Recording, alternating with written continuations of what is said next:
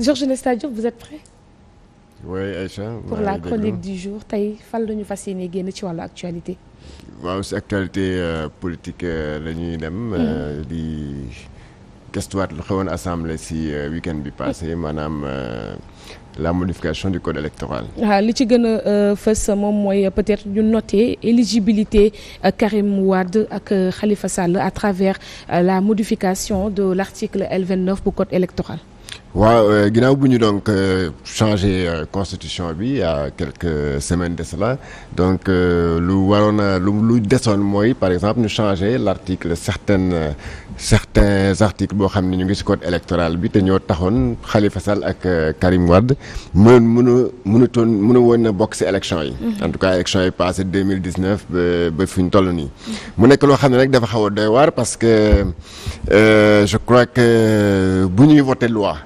en fait lu gën a tax affaire bi yéeme mooy que beaucoup de Sénégalais en tout cas bu ñu defoon micro-trottoir am na Sénégalais yoo xam ne naturellement dañ la ne loolu lu baax la parce que ku mel ni Karim Wade ku mel ni Khalifa Sall ku nekk ci ñoom yaa ngi jiite bon Khalifa peut-être dinaa wax ne mouvement lay jiite Karim di nga wax ne bokk na ci parti politique boo xam ne yu gën a yàgg ci Sénégal comme le parti démocratique sénégalais. bon rafetul woon quand même élection bi en 2019 ñu génne leen. si ay conditions yoo xam ne Sénégal yu bëri dañ ko ñaawlu woon. par contre li Sénégalais yu mënul comprendre tamit mooy alchimie bu ñu fexee ba dugalaat leen si langue politique bi. parce que li si yéeme mooy loi bu ñu koy def dañ ko war a def loi dafa war a am lu ñuy wax une portée générale te door rek aussi impersonnel maanaam waruñu tëgg benn loi boo xam ne Aïssa Diakhaté bu ko déggee. wala Pierre Edouard bu ko déggee daal di xalaat ne bii moom Aïssa moo ko moom bële Pierre moo ko moom bële Georges moo ko moom. taille sur mesure loolu moo warul am. maanaam la loi elle doit être impersonnelle et de portée générale. maanaam kenn warul wax ne loi bi diwa ko moom wala loi bi diw moo tax ñu defar ko. mais naturellement boo gisee loi yooyu lu ñu voté samedi passé à l'Assemblée nationale jarul sax nga laajte da ngay xam ne loi bi c'est taillé sur mesure pour Karim Meïssa Wade et pour Khalifa Sall. ce qui est compliqué parce que ñaar ñooñu quand même kan moo indi woon benn affaire. benn alchimie ba génne leen si liste électorale yi. c'est le même président Macky Sall de par je sais pas sa stratégie électorale. ba génne leen si. et Georges si stratégie yooyu sax tey est-ce que c'est pas un peu donner raison à ces personnes-là qui disaient que lépp conclusion wu dialogue bi la te lépp dialogue bi li nga ci bëggoon mooy peut-être affirmer l'éligibilité de Karim et en tout cas les deux cas Karim ak Khalifa. mais naturellement loolu kay loolu finalité dialogue bi yëpp loolu woon parce que dialogue bi mu commencé en 2019 xam bu ñu génnee ci élection présidentielle 2019. amoon na contestation ñoom Idriss Seck ñoom Ousmane Sonko Madické Niang en tout cas les 4 autres candidats yoo xam ne c'était les candidats malheureux maanaam ñoo kii woon ñoom la ñu daanoon dañ ne woon non du ñu reconnaître les résultats parce que voilà élection bi jaarul yoon c'est cela. ba bindoon nañ benn xaatimoon nañ benn communiqué fu ñu naan officiellement le président Macky Sall est mal élu. le président bokk pour apaiser la tension daal di woote ne dama leen di woo pour toog waxtaan pour lu ma desee en tout cas suma mandat bi mën ko dérouler Sénégal am jàmm et puis qu'on retrouve une paix sociale et politique. looloo indi woon dialogue bi au départ. 2019. bon ñu woote ko. mu ne man sax bon amatum lu may njuuj njaaj li ngeen wax rek d'accord naa si waa PDS ñoom ne ñun bëgg nañ dialogue waaye lii mooy suñu condition. na Karim bokk si élection yi comme bokkul woon si 2019 mais élection yi ñëw nañ ko réhabiliter. les khalifistes ñoom aussi ils ont posé la même condition. ñu dem 2021 voilà ñu commencé encore un deuxième dialogue. malheureusement dialogue boobu corona bi moo ko plombé woon.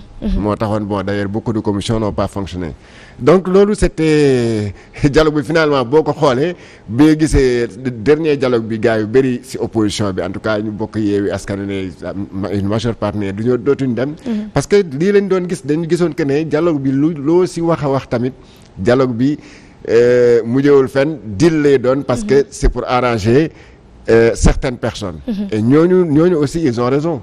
ils ont raison finalement parce que li ñu si gis mooy conclusion yi li si dialogue bi wax dañ joxoon dialogue bi am na bonne gouvernance dina am gestion des ressources naturelles yëpp nu teg ko si mais loolu sécurité yëpp mais conclusion yooyu yëpp déggoo si benn bi si gën a fës mooy bu ñu voté samedi passé à l'Assemblée nationale député d'ailleurs am na député yoo xam ne foofu tax dafa feeñal je ne sais pas la division au sein de l'Assemblée nationale parce que du député yëpp a ko voté am na député yoo xam ne sax ñu ngi si biir Benno Bokk Yaakaar maanaam ñu ànd ak président Macky Sall mais gisuñ seen bopp si loi boobu parce que ils se sont dit que mais attends président Macky Sall tamit mu ngi ñuy wutal adversaire ah parce que effectivement comme président Macky Sall dootu nekk candidat te benn candidat bu nga xam ne moo ko war a remplacer donc daf leen di boole ak ñaari ndaanaan.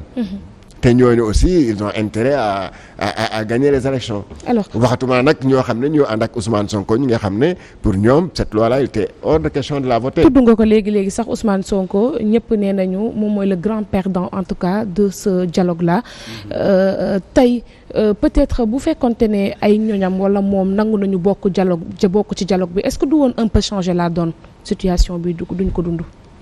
Bon, je crois pas. C'est-à-dire bon, c'est vrai que c'est le grand. On dit souvent que c'est le grand perdant naturellement, mais je ne pense pas que nu affaire yi demee nii même bu bokkoon ci dialogue bi tamit je ne pense pas que mu mën a changer dara. parce que dégg naa démb son avocat bu ñuy def conférence presse am Paris. mu ne Ousmane Sonko affaire mu ngi commencé la guerre contre Ousmane Sonko a commencé depuis 2016.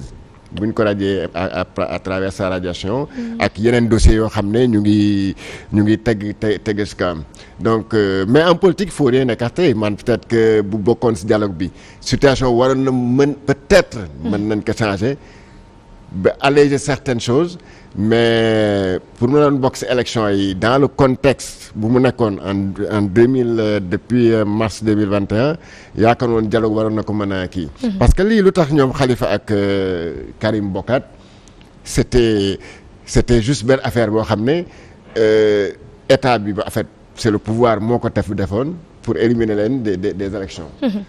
donc qui peut le plus peut le moins. effectivement donc léegi. L'autre scandale dans cette affaire-là mooy que on dit que voilà on prône la bonne gouvernance dans un état comme le Sénégal ñaari nit ñoo xam ne dañ leen a teg ay daan yoo xam ne c'est estimé à presque 200 milliards ñooñu ñëpp ñu nar a qu'est-ce qu'on va faire de ces 200 milliards c'est la grande question. Ça c'est un scandale par perte et profit 200 milliards rien que pour lekk ñeneen nañ leen neexal. est-ce que du peut-être moom moo taxoon. parce que dem élection xam nga dem élection aussi. xam nga dafa am condition yoo xam ne. au-delà d'avoir ñu ne la da nga war a am 35 ans. fanweeri at ak juróom. da nga war a am je sais pas quoi da nga war a am caution de 30 millions par exemple. bu ñu ko waxee noonu. mais da nga am quitus fiscal maanaam da nga war a wone benn kayit boo xam ne bu la woon na ne état bi yoreloo ko dërëm. bu fekkee ne chef d'entreprise nga ne yaa ngi fay sa impôt ba jour bu ñu ni yoroon mu leen dërëm ñu bindal la quitus fiscal. alors peut-être je parle sous le contrôle de Pierre ndax gis nañ ne waa PDS depuis lors ñoom mosuñu demander peut-être ñu doxalee ko nii mais li ñu doon wax mooy révision wu procès bu Karim Wade est-ce que du lii lañ ci doon xalaat ne bu ñu ko doxalee nii peut-être candidature bu Karim Wade dinañ ko gàllu góoseel bu baax a baax comme Sénégal ñu koy tuddee nii ci 138 milliards. non c'est xam nga waa PDS li ñu doon wax noonu mooy li ñuy wax revendication syndicale. xam nga syndicat bu ñëwee stade de négociation. ci kaw lay njëkkee tout en sachant que loolu du ko am mais ce sera pour obtenir le minimum. d'accord maanaam lu mën a tax mu noppi quoi. mais n'empêche ci kaw lay xàccee nag. mais xamoon na que pour réviser ce procès là comment réviser le procès de Karim actuellement d'ici les élections ba mu mun ko ne nangam. ou bien dañu bëgg ne dañuy neenal. Son procès maanaam sa condamnation on remet tous les compteurs à zéro maanaam effacer lépp ne ko léegi da ngay bàyyi ba jamono neex ñu defaraat procès bi. waaw entre temps kon bu Karim Wade nekkee président nu muy demee. moom si boppam mooy dem di naan man la ñuy àtte tey. président de la République est-ce que Pierre on ne serait pas loolu c'est impensable. man cette question bi mooy ñëw peut-être sama xel Pierre est-ce que tey jii du ñu nekk ci benn campagne électorale boo xam ne Karim Wade dina taxaw di wax ak askan wi nga gis ku taxaw comme na Aliou Sall taxaw ñaa ko sunu 400 000 am ko taxaw naa ko sunu 138 milliards. dañ ko amaan paradoxe bi 138 milliards. oui 138 milliards c'est pas 138 000. Donc benn juridiction ak quel que soit par ailleurs lu ñu mën a xalaat ci CREI bi est-ce que respecte na droit de la défense est-ce que respecte na droit de l'homme et tout mais quand même accepté nañu ko ba le procès s'est tenu ba un verdict a été prononcé. Donc il faut faire appliquer ce verdict là point. Le cas de Khalifa Sall dem na ba nekk prison il était prêt à signer une caution de 2 milliards. Juge bi moo ko bañaloon xam nga ku dem ba ne man pare naa pour doxe caution 2 milliards c'est parce que kooku également am na lu muy reproché boppam. te koo xam ne ñu ko doon jëñ 1,8 milliard. Bon mais beneen constante bi mooy le président Macky Sall il a inauguré son magistère par la CREI, par la réactivation de la CREI. Il va le clore également par la suppression de la CREI. Et loolu pour man échec personnel am la. ñun bañ ko fi invité Georges mi ngi koy fàttaliku certainement en 2011 en début 2012 je pense il avait promis d'auditer les comptes de la nation. Loolu tey képp ko wax ñëpp a si d'accord. boo nekkee président ñëw bees war nga xam lan moo nekk ci kees yi war nga xam xaalis bi fan la dugg donc tout le monde était d'accord. ñu foog ne si beneen voie lay jaar moom il a choisi de réactiver la CREI ak lépp li si ni ñuy wax. réactivation CREI boobu ñu propose ñu brandir ñu une liste de 25 personnes ne ñii voilà dañu leen di war a topp parce que ay enquêtes wane nañu ni ñii dañoo luubal xaalisu askan wi. On s'est rendu compte au bout du compte que ni voilà une personne lañ si tëj quelques mois génne ko exilé ko keneen kii moo doon Aïda Ndiong moom aussi tëj nañu ko après négociation am na ba mu génn ñeneen ñi passé par entre les mailles des filets. Donc pour man côté boobu daxa seen régime li ñu naan bilan ñaari partie matériel mooy infrastructure et tout ça kenn mënul weddi ni bilan président Macky Sall foofu nekk na bilan bu ñu mën a gis teg dur si baaraam. Mais côté immatériel bonne gouvernance reddition des comptes côté boobu yaakaar naa foofu nga gën a sooxee seen régime bi. Bon par rapport ak bilan bi c'est vrai que abordé nañ fa ay sujets yu bëri mais par rapport ak bilan bi reddition des comptes partie immatérielle loolu je pense que état du Sénégal def na ci avancées yu notable sax si on sait que tey juridiction bi nga xam ne mooy l'institution de contrôle des finances publiques wala l'institution supérieure même de contrôle des finances publiques muy la Cour des comptes au Sénégal dañ koy jox doole bu bare te loolu la gestion bi ñu def ci fonds Covid yi rapport yi ñu génnee da koy mandargal. da koy firndeel non mais c'est en cours. et que ñu ngi renforcer benn juridiction boo xam ne tey dañ ko renforcer dooleel ko à ces rapports tamit. non mais effectivement mais rapport yooyu bi mu amee le premier réflexe bi ministre des finances et du budget am moom mooy génn def une sortie éclairée la lanterne des Sénégalais ba pare pour ñu bañ a gëlëmal mbala ñu bañ a indi ay jiixi jaax ci xelu nit ñi loolu la njëkk a def. leneen li moom mooy ñi doon topp yëpp am nay enquêtes yoo xam ne ni commencé nañ ko def te bientôt dina am ay rapports yu génn c'est sûr que l'État ira jusqu'au bout par rapport à cela.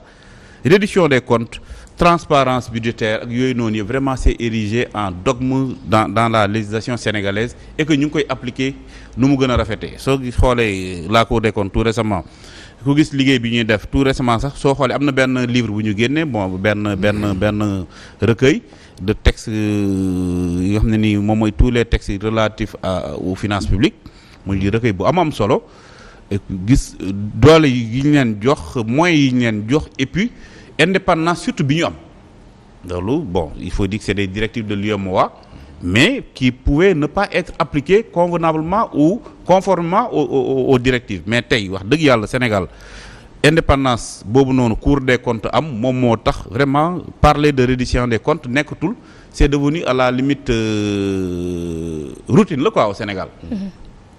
Par rapport ak question relative ak nu mu tudd modification yi ñu def ci code électoral loolu il faut dire que c'est la volonté xam nga dañuy naan ce qui permet d'authentifier une revendication c'est la possibilité de la faire reconnaître comme un besoin social. sénégalais seen bopp ñoom ñoo jàpp ne le climat politique ou l'atmosphère politique était très tendue. yan sénégalais. muy man ak yow keneen ak keneen ak keneen. yow amul kenn ku. ana seen baromètre. non mais baromètre moom mooy population bi ak ñaxtu yi ku ci nekk. demande sociale la woon ñu réhabilité Karim ak Khalifa. non je dis que. demande sociale la woon que ne population bi wala en tout cas les gouvernants les acteurs politiques ñu toog ak état autour d'une table pour ñu waxtaanee état bi. ñu waxtaanee doxalinu réew mi tey.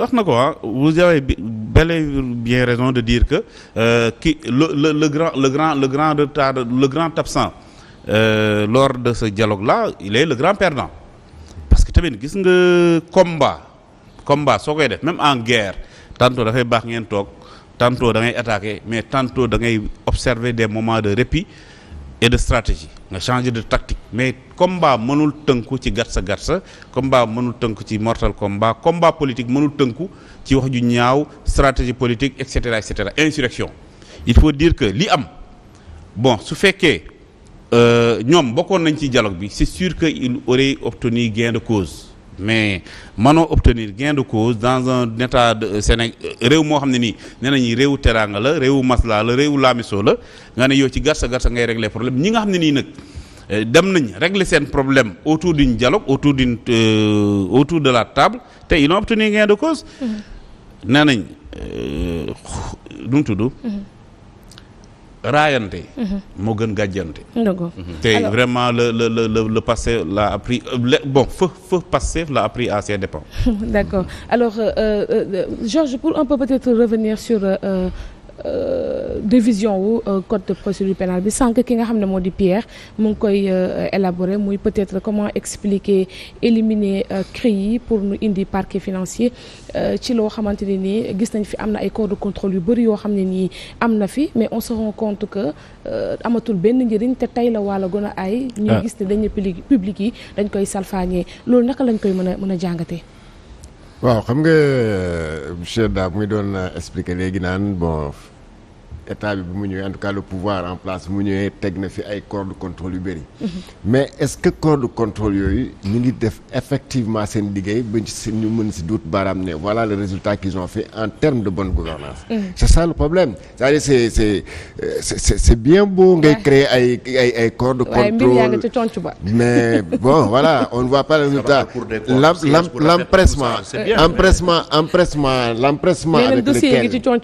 l'empressement avec lequel l'Assemblée nationale a voté cette loi-là pour modifier le code électoral. Mais la même Assemblée nationale waroon na jël le même empressement pour mettre sur place ce qu'on appelle la haute cour de justice bi nga xam ne toutes les autorités nga xam ne sont hors de portée de certaines lois pour pouvoir les juger mais haute cour de justice boobu mën leen a juger ba léegi haute cour de justice boobu ñu ngi koy xaar. Vous avez évoqué tout à l'heure le dossier des fonds Covid même empressement boobu waroon na mën a tax aussi ñu lancer ñu baral dossier boobu nga xam fu muy mujjee. mais on risque d'aller vers une campagne électorale ba prochain président de la République certainement boo moytul mooy toppatoo affaire fonds Covid bi. parce que là moi je crois plus bu ñu duggee en pleine campagne gars yi dootuñu am sax seen jot nga changer la CREI comme ni nga wax. remplacer ko par un parquet financier. ku wax parquet financier wax nga un procureur. n'est-ce pas. donc ce procureur là il est sous l'autorité de qui? Du ministre de la justice. Ministre de la justice boo defee mooy kan son patron c'est le président de la République. donc ça finira toujours par ces mêmes corps de contrôle là yi nga xam ne même bu ñu la joxee dossier ça finira sous le coude. Effectivement. Bon maintenant ce parquet financier là comme ni mu la ko waxee rek. ce sera toujours une genre épée de Damoclès boo xam ne. ou bien une arme politique arme boo xam ne. le président l'aura sur la tête de ses ministres et autres autorités nga xam ne. ku si jéem wax mu brandir ko. donc ça risque d'être la même chose que cette histoire de la CREI là. encore que la CREI bon indépendance bu mu amoon voilà mais bu fekkee ne ce parquet financier là. il y a pas des magistrats comment on les appelle encore là les magistrats yi nga xam ne sont inamovibles indépendants. parce que il le faut. sinon si c'est simplement avec un procureur boo xam ne mooy instruire les dossiers à charge et à décharge mais ça n'ira nulle part. En tout cas da am efficacité boo xam ne moom lañ si yaakaar. Encore une fois peut-être monsieur Da va apporter la réponse. Empressement bi gars yi am te xam nga l'Assemblée nationale looloo suma problème aussi. xam nga député yi parfois di leen di wax ne ñoom duñu lu ñëw rek ñu voté tàccu rek ñun nous sommes les députés du président de la République. Mais boobu seen intérêt nekkul en jeu. bu seen intérêt nekkee en jeu. Ils savent bien faire la différence. Tout à fait. bu président Macky Sall yóbbu leen seen loi foofu ne leen watal leen mu mën a tas assemblée président mën tas assemblée bu saa yu ko neexee ñu xam ne lii kat suñu intérêt mu ngi si. dañ ko rejeté. dañ koy rejeté. C'est vrai. Donc c'est pour dire que. parfois ils savent analyser seen intérêt parce que ñëpp si ñoom kaay ma tas ma tas sa sutura ma tas sa kii. xaawi sa sutura. yow di nga xam sa bopp. Effectivement. Ah mais bien sûr parce que xam nañ ko ne au moins ñoom loi bi fu mu nekk nii loi bu leen bàyyi fii au moins ils en ont jusqu'au mois de septembre 2024 au moins. D'accord. Donc ñu ne loolu day neex na waaye lii buñ ko voté suba président Macky Sall mën a tas sunu xaawi sunu sutura tas assemblée nationale mais ñoom ñëpp dañoo bañ. ñoom ñooñu nga xam ne ñoo dàq tàcc sa assemblée dañ ne duñ ko voté. lii duñ ko laal. Merci Georges Nesta Diop pour la chronique du jour jaajëfal bu baax a baax on se donne rendez-vous mercredi prochain. Inch'Allah. Demain c'est Pape Matar Diallo.